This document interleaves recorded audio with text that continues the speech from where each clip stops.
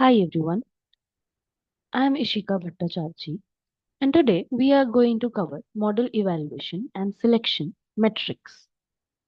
So, just like you study for the whole year and after that you have a test, why do you have that? For evaluating your progress, right? Just like that, after we have modeled a machine learning model, we need to evaluate its progress too. That's why we have some metrics to check its evaluation, to check how my model is performing. And also, on the basis of these metrics, we can select the models for a particular task and check which model is giving me the very right prediction near to actual prediction, right? So today we are going to cover two of the metrics, that is classification metrics and regression metrics. We have more metrics also, just like you have different tests for different subjects. Here also we have different metrics for different algorithms. So first we are going to discuss classification metrics. There is a simple definition that classification models are evaluated using metrics that compare predicted classes with actual labels. Now, we know that much that classification models work on the data set which are labeled. Just like we have a image of a dog and actually the value is a dog, and the prediction of my model also gives me the value dog. So my machine is working very well. Uh, now, we are going to focus on four of the classification metrics, that are accuracy, precision, recall, and F1 score. And mostly, confusion matrix is the foundation of these metrics. So, we'll discuss what it is and how are we going to calculate this later on. For now, we also need to see the applications. Here, I have mentioned spam detection, medical tests, and fraud detection, where these models are very useful. Notice one thing, that in classification, we get uh, classes. We get values like yes or no, like any labeled value also, like a dog or a cat. So these kind of values are considered in these metrics. Now, moving forward, first understand let what confusion matrix is. So by definition, you can simply see that a confusion matrix is a table used to evaluate the performance of a classification model. It compares the actual labels with the predicted labels to show how many predictions were correct or incorrect. So simply we can see that this is my confusion matrix in some rows and columns. I have taken these rows as the predicted class. So my predicted class will give me two values, negative and positive, and these columns as the true class. My true class is also giving me positive and negative values. So here only two values we are getting. So we can simply tell this that this is a binary classification, but it can be extended to multi-class problems also. So now let's take a simple example that uh, there is COVID going on and a person is diagnosed with COVID. Now there can be four situations. A person is actually suffering from COVID, person is actually COVID positive, and when he went to the doctor also told him that yes, you are COVID positive. In this case, the whole situation is true, right? Now take this situation in the model. The person is diagnosed as COVID positive, and the machine predicted COVID positive. The whole situation is true. That's why we are giving it true positive, TP. Next, the situation comes where the person is COVID negative, actually COVID negative, and the machine predicts COVID negative. This situation is also true, right? I'm getting the actual values as my predicted values. When I get the actual values and the predicted values same, the whole situation becomes true. And when the values are positive and negative, we tell that this is the true positive and this is the true negative in both of the cases. Now the problem comes when there is contradiction. My actual value is positive or negative, and the machine is predicting negative for positive or positive for negative. Like in this scenario, if the person is COVID positive and the machine predicts that it is COVID negative, that's contradiction. Now this scenario becomes false. Similarly, if the person is COVID positive and the machine predicts COVID negative, or the person is COVID negative, the machine predicts COVID positive, the whole scenario becomes false. So in this false scenario, what we do, we check the values predicted by the machine. So in this false situation, if the machine predicts positive, the the value becomes false positive, and in this situation, if the in the false situation, if the machine predicts negative, the value becomes false negative. So simply, this is the simple analogy. Now let's get to the formal definition that true positive is when the model predicts positive and the actual label is also positive. True negative is the model predicts negative and the actual label is also negative. False positive is when the model predicts positive but the actual label is negative. And false negative is when the model predicts negative but the actual label is positive. Okay. Now let's move on to the metrics where we are going to use these values. So first is accuracy. By definition, you can see that the proportion of correctly classified predictions out of all predictions. So the proportion we are getting, the true values we are getting from all the values is the accuracy. The intuition behind it is as how often the model is right overall. Okay. Next is precision. Precision, by definition, we can see that the proportion of correctly predicted positives out of all predicted positives. It means that in the confusion matrix, we can see that these are the positive values, right? True or false, but these are the positive values. So among these positive values, the proportion in which the actual true positive was there is my precision. Next is my recall. Recall is the proportion of correctly predicted positives out of all the actual positives. Okay. And the intuition behind this is out of all real positives, how many did the model catch? Okay. And the last one is F1 score. So F1 score is the harmonic mean of precision and recall.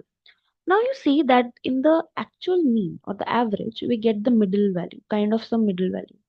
But in harmonic mean, we always get some lower values than the medium value, the average. We will always get the lower values, and this balances both precision and recall into a single metric.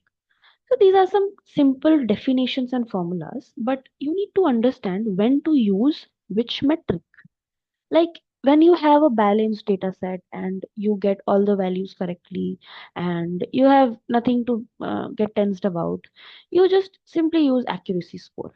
Your model will work fine. But when we have imbalanced data set, like in a data set, the true values are 90% and the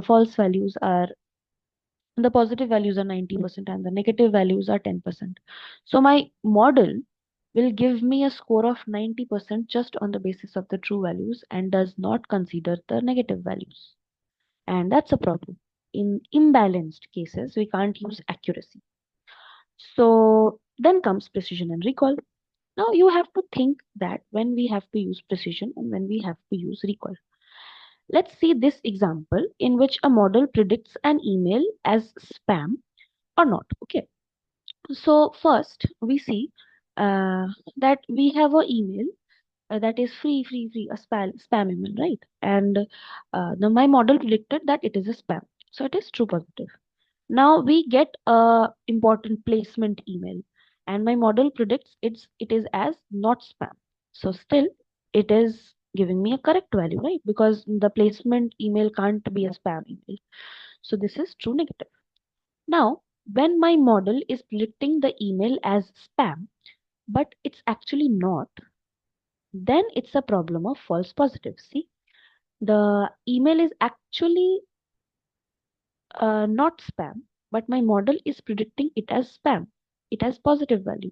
Then it is false positive. And similarly, when the model predicts an email as not spam, but actually it is spam. So in this case, what do you think? Which situation is more dangerous? Now see, if you have a important placement mail and the model is predicting it as a spam, so is it okay for you? I guess not. But what if you have a free kind of email and the model doesn't give it as a spam email? So what do you do? It's not that dangerous. But if that placement email is uh, the if the placement email is classified as spam, then there is a problem. You might miss a opportunity, right? So in that case, when the email is actually not spam and my machine is predicting it as spam, that situation is false negative, a false positive. And whenever we have the false positive as the dangerous situation, we use precision. And whenever we have a false negative as the dangerous situation, we use recall. Now, let me give you another example, the COVID example. In the COVID scenario, let's just ignore the true positive and true negative part. And suppose in false negative, the person is actually suffering from COVID and the machine is predicting that he is not. This is false negative, right? And in a situation, the person is not suffering from COVID, but the machine predicted it as he is COVID positive. Now, in these situations, which one is dangerous? In the situation where the person is actually suffering from COVID and he is diagnosed as healthy. Now, he might be thinking he is healthy, but he have a problem. Now, that situation is very dangerous. So, in this scenario, false negative is the dangerous one. So, when false negative is the dangerous one, we use recall. Now, what if we can't just analyze what is the dangerous situation? In that case, we use F1 score. So that's all about classification metrics. Now let's move on. Okay, these are some situations you can consider. These are some questions you can solve.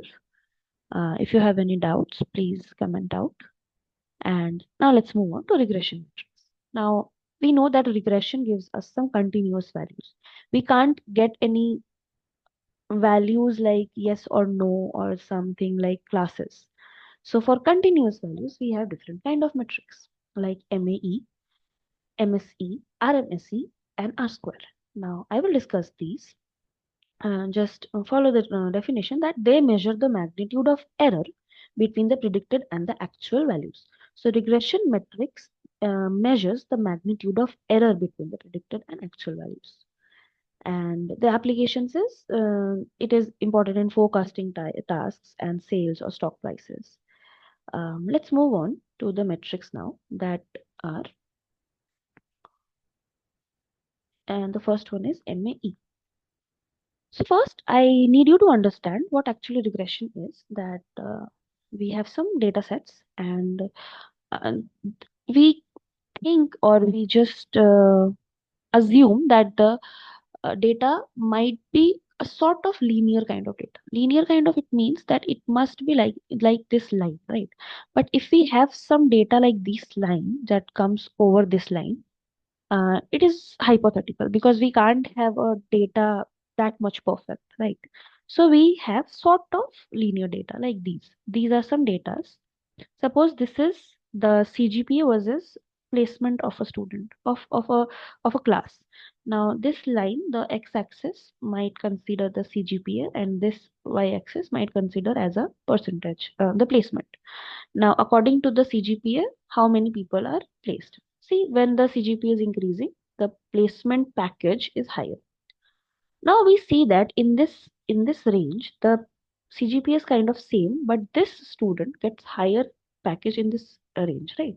Now this is some kind of noise or error you can consider. Now this is the basic thing of regression. We find a best fit line that kind of passes through all the points, but not properly. So see, this point should be here to get the perfect line. So this the difference. The difference is the error. Now here, I want my actual value to be here, but my predicted value, but it is here, right? So the difference between the actual and the predicted is the mean absolute error. Not the mean absolute error, is the error we are going to cover. Now, average of absolute differences between predicted and actual values is the mean absolute error, MAE. The formula is very simple that we take every point, y1, y2, y3, and get the predicted point also and the difference. We take the absolute difference, that means no negative values, and sum them up and then get the average. We simply get the MAE. Suppose we don't have any CGPA input there. So what we have done, we would just have guessed the placement of all the students and gave the average like 3.5 or 4.5 of all the students among them. The average is that. So you can expect this package from this college or university. Understood? Now, similarly, we have MSE. MSE is mean squared error. Now, what happens in MAE is we can't differentiate absolute values, right? But in some optimization problems, we need to differentiate. Even to get the formula, we need to differentiate it. But absolute values are not differentiable, and there the problem arises. So we can't only rely on MAE. That's why MSE came into play. Now, the average of squared differences between predicted and actual values is the MSE. Now see that here is my actual value and I get this as a square. So whatever this area it covers, it becomes the error. Right. Now suppose this is my one value. It will have a square like this, right? Very big square. Now when we do the average, it might affect the error. It may give us a very large error, right? So that's why we also can't depend on MSC also. Now the formula is what? We take the difference between the actual and the predicted and square them for every point and then sum them up and divide them by the all number of points. This is the MSE. But MSE have its limitations also, like it is very prone to error. Like when we have a very high package here, like some of you have 500, 300 kind of pocket money and one of you are 50,000, it will cover the 50,000 more, right? Then we are not getting the actual error. The We can't rely on this.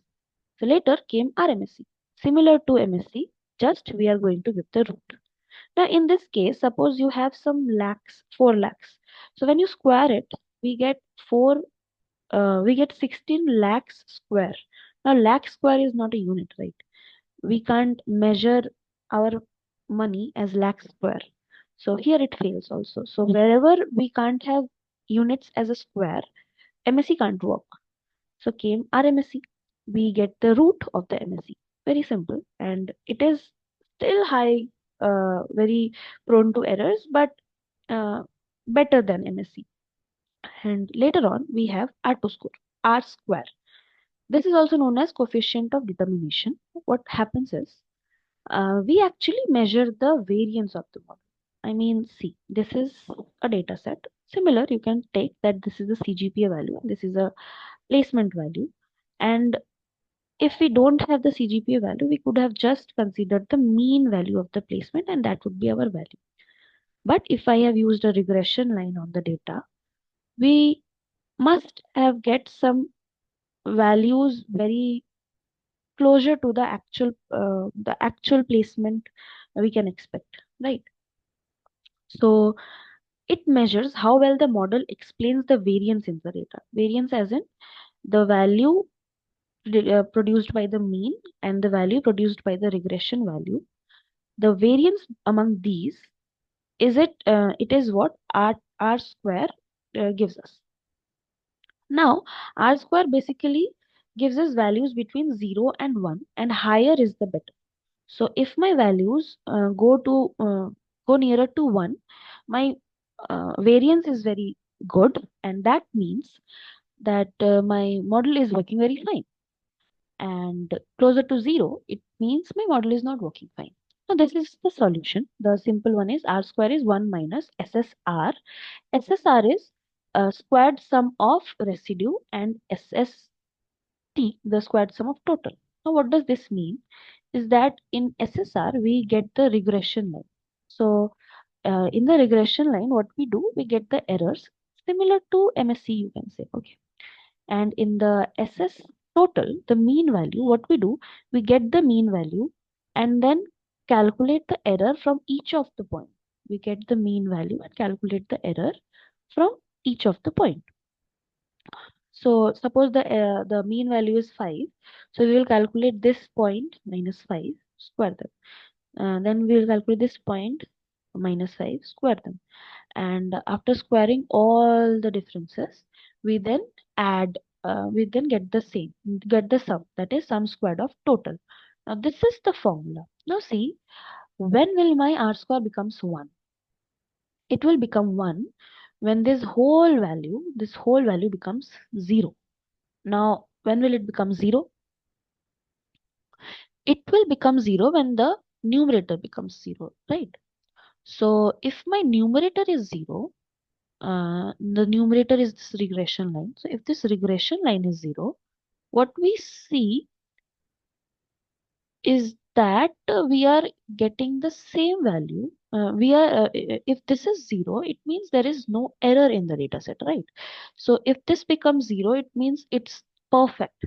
And if it's perfect, my value becomes 1. That means that this model works very perfect, but it's hypothetical because it can't happen. Now, when will my r square becomes 0? It becomes 0 when this whole situation becomes 1. So when it becomes 1, when the value of SSR and the value of SST becomes equal. That means the value of the regression line and the mean line becomes same. Basically, we get the mean value. And my mean value is never the right value to rely on, right? So these are the metrics we use for model evaluation and selection. Now we can simply use these metrics and get the score. Whatever score we are getting, we can select the model on the basis of that score. So that's it. Thank you for your time. Thank you.